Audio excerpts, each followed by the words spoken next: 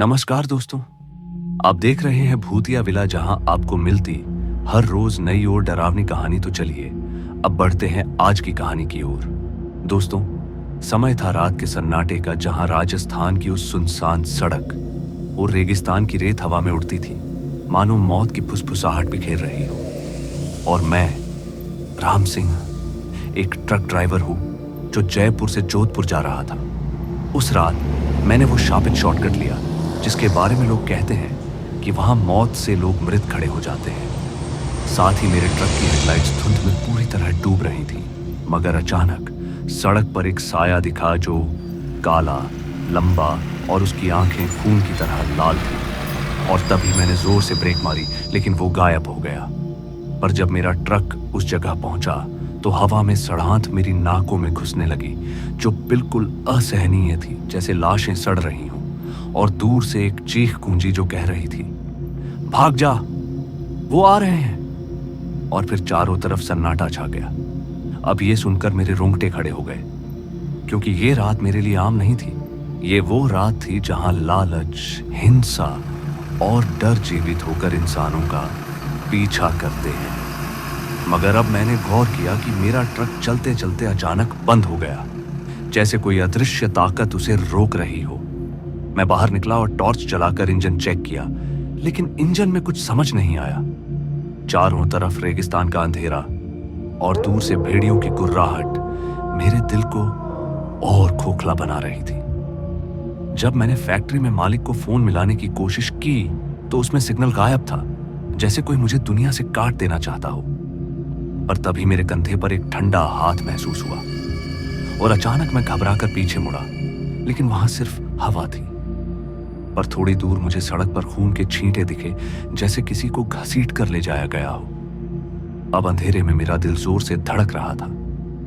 साथ ही मेरे अंदर डर भी बढ़ने लगा, जैसे यहां कोई लुटेरे हों जो इस रास्ते पर ट्रक वालों को मारते हैं। अब मैंने ट्रक छोड़कर पैदल चलना शुरू किया, सोचकर कि कोई गांव मिलेगा, लेकिन मेरे इसके अलावा और कोई चारा भी तो नहीं था। सड़क भी संकरी थी और रेत के टीले सायों की तरह खड़े थे। साथ ही हवा में ठंडी सिहरन थी, जैसे कोई मेरे पीछे सांस ले रहा हो। मगर तभी मुझे दूर एक लालटेन की रोशनी दिखी, जो एक छोटा सा गांव था।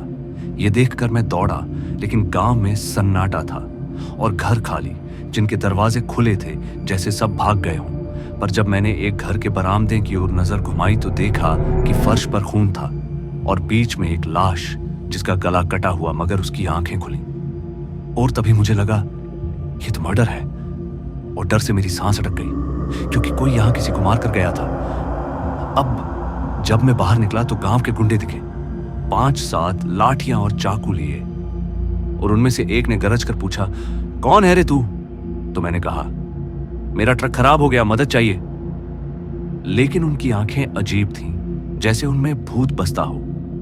और मेरी बात सुनकर वो हंसे और बोले, यहां मदद नहीं, मौत मिलती है। पर अचानक उनमें से एक ने चाकू ताना, लेकिन तभी हवा में सड़ांत फैली और एक साया उनके बीच से आया और एक गुंडे का गला पकड़ा। तो वो चीखा और हवा में गायब हो गया और उसका खून रेत पर गिरा, लेकिन बाकी के गुंडे डर से भाग गए। मैं भी डर से दौड़ा, लेकिन सड़क जैसे लूप में थी। साथ ही हर मोड़ पर वही रेत, वही अंधेरा और पीछे कदमों की आवाज जो तेज और भारी थी। जब मैंने पीछे मुड़कर देखा तो एक लुटेरा जो काला कोट पहना हुआ, मगर चेहरा सड़ा हुआ और आंखें खाली थी, वह मेरे पास आया और बोला, पैसा दे वरना। उसका चाकू चमका, लेकिन मैं भागा, पर साए बढ़ते गए और उसकी हंसी में मरे हुए की आवाज थी। मुझे लगा ये वही लुटेरे हैं जो सालों पहले यहां मारे गए थे। लोग कहते हैं उन्होंने एक व्यापारी को लूटा और मारा था, और अब भी भूत बनकर जीवितों का पीछा करते हैं। उनका डर मेरे सीने में चाकू की तरह चुभ रहा था। मगर अब कुछ दूर मुझे एक सड़क पर पुराना ढाबा दिखा, लेकिन वो बंद और खाली था। पर मैं अंदर घुसा और देखा तो दीवारों पर खून से लिखा था, भागो, लुटेरे और भूत आ रहे हैं। और वहां की काउंटर टेबल पर एक डायरी मिली, जिसमें लिखा था, यह सड़क शापित है, लुटेरे, गुंडे, मर्डर सब भूत बन गए हैं। और ये पढ़कर मेरे हाथ कांपने लगे। तभी अचानक बाहर एक चीख गूंजी जिससे पता चल रहा था एक और गुंडा मारा गया। उसका खून ढाबे के दरवाजे तक बह गया था और मैंने जल्दी से दरवाजा बंद किया। लेकिन जैसे ही पीछे मुड़ा तो अंदर साए दिखे। उनमें से एक साया मेरे पास आया जिसका चेहरा सड़ा हुआ, दांत नुकीले थे और वो फुसफुसाया, तूने हमें बुलाया? पर तभी मैं चिल्लाया, मैंने कुछ नहीं किया। लेकिन उसकी हंसी में दर्जनों मरे हुए की आवाजें थीं। तभी मैं दरवाजा खोलकर बाहर भागा, लेकिन साए हर तरफ थे, लुटेरे, गुंडे और उनके शिकार। एक साया मेरे सामने आया और उसका चेहरा व्यापारी का था जिसे लुटेरों ने मारा था। पर वो चिल्लाया, मेरी मौत का बदला। लेकिन मैंने देखा उसके पीछे और साए जो मरे हुए ट्रक ड्राइवर और लूटे गए यात्रियों के लग रहे थे। सड़क पर खून के धब्बे ऐसे थे जैसे नदियां बह रही हों और मैं उन्हें देखकर सहम गया। लेकिन साए तेजी से मेरी तरफ बढ़े तो एक ने चाकू उठाया और तभी मेरे पैर कांपने लगे। पर मैं दौड़ा, लेकिन उनकी फुसफुसाहट मेरे कानों में गूंज रही थी, रुक जा।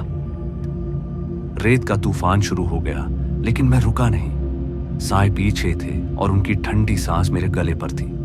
अब उनमें से एक लुटेरे का साया चाकू लिए मेरे पास आया और बोलने लगा, पैसा दे। मगर उसकी आवाज ऐसी लग रही थी जैसे कब्र से आ रही हो। और मैं रेत में गिर पड़ा, लेकिन फिर से उठा और दौड़ा। और साए हर तरफ थे जैसे रेत में जीवित हो गए हों। लेकिन एक गुंडे का साया चिल्लाया, तू नहीं बचेगा। और जब मैंने पीछे देखा तो एक और मर्डर जिसका खून रेत में समा रहा था। यह देखकर मेरे दिल की धड़कन रुक सी गई, क्योंकि ये जगह मौत का घर थी। पर कुछ दूरी पर अब मुझे एक जीप दिखी। मैं दौड़कर उसके पास गया और उसमें बैठा, लेकिन इंजन नहीं चला। और जब रियर व्यू मिरर में देखा तो एक चेहरा सड़ा हुआ मुस्कुराता हुआ था जो कह रहा था, मार दो, लूट लो। पर तभी रेडियो चालू हो गया। मैं डर से बाहर कूदा, लेकिन जीप मेरी तरफ चली। मैं रेत में गिरा। जैसे ही फिर से एक और चीख सुनाई दी, क्योंकि अब एक और गुंडा मारा गया था और खून की नदियां बहीं। मैं उठा और दौड़ा, लेकिन साए पास थे। अचानक एक साए ने मेरे कंधे को छुआ और मेरे पूरे शरीर में ठंडक फैल गई और मैं रेत के टीले पर छिपा, लेकिन साए वहां थे। और उनमें से एक साया बोला, हम मौत के कारण हैं, लूट, मर्डर के। उसका चेहरा सड़ रहा था और तभी मैंने चीखा, लेकिन कोई नहीं सुना। साए मुझे घेर रहे थे और उनके चाकू चमक रहे थे। मगर तभी एक और मर्डर हुआ और खून रेत में चला गया। पर मैं भागा, लेकिन साए तेज थे। मेरे पैर भी लड़खड़ा रहे थे, लेकिन मैं रुका नहीं। आगे चलकर मुझे सड़क पर एक और लाश दिखी जो गांव का गुंडा था और उसका गला कटा हुआ था। साथ ही साए हंस रहे थे। पर मैंने देखा कि एक साया मेरे सामने था जो व्यापारी लग रहा था और वो चिल्लाया, मेरी मौत। तभी मैं दौड़ा, लेकिन साए हर तरफ फैल चुके थे। उनमें से एक ने चाकू फेंका मेरे पैर के पास और तभी मैं गिरा, लेकिन जान बचाने के लिए उठा। पर तभी साए चिल्लाए, तेरी बारी है। और साथ ही हवा में खून की बदबू थी। लेकिन मैं मेरे ट्रक की तरफ भागा, मगर वो साए पीछे थे और एक साए ने मेरा हाथ पकड़ा, जिससे ठंडक मेरे शरीर में फैली और मैं चिल्लाया, लेकिन साए हंसे। तभी एक और चीख सुनाई दी, मतलब एक और मर्डर हो चुका था। उसका खून रेत में समा रहा था। पर अब मैंने ट्रक तक पहुंचने की कोशिश की। साए भी पास थे और उनकी आवाजें कानों में गूंज रही थी।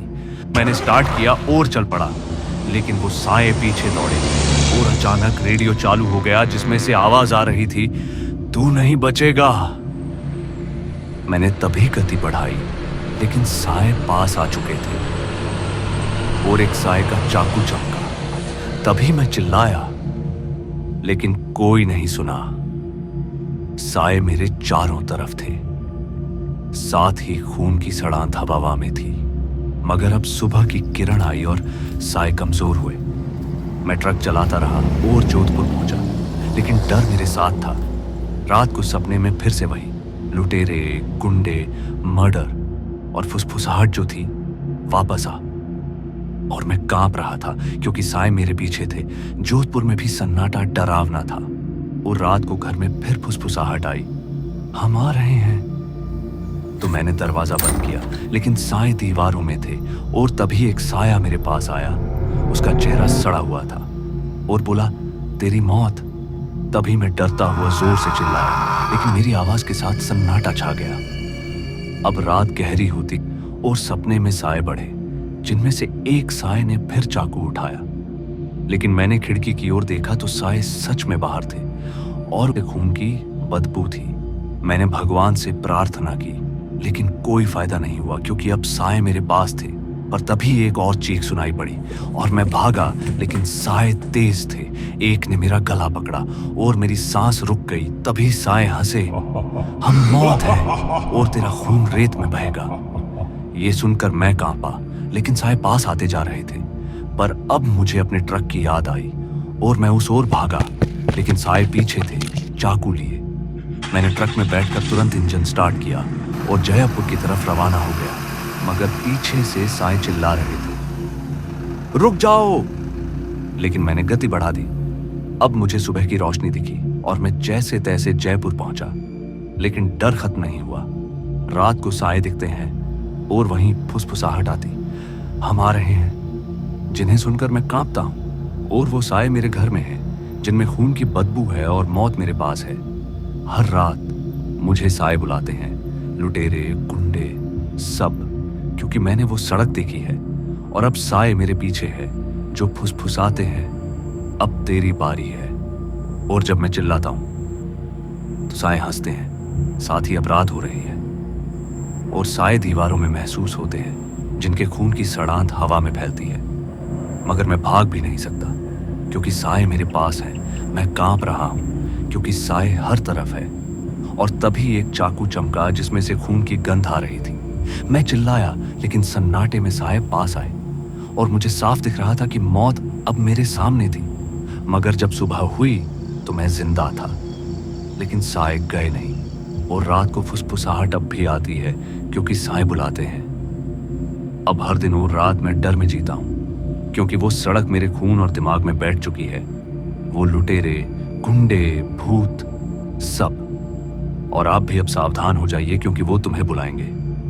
रात होते ही और वही फुसफुसाहट शुरू हो जाएगी, जो कहेंगे, हम यहां हैं। तो दोस्तों, आज की इस कहानी में बस इतना ही। और मैं आपका दोस्त जल्द मिलूंगा एक ऐसी ही और डरावनी कहानी के साथ। धन्यवाद।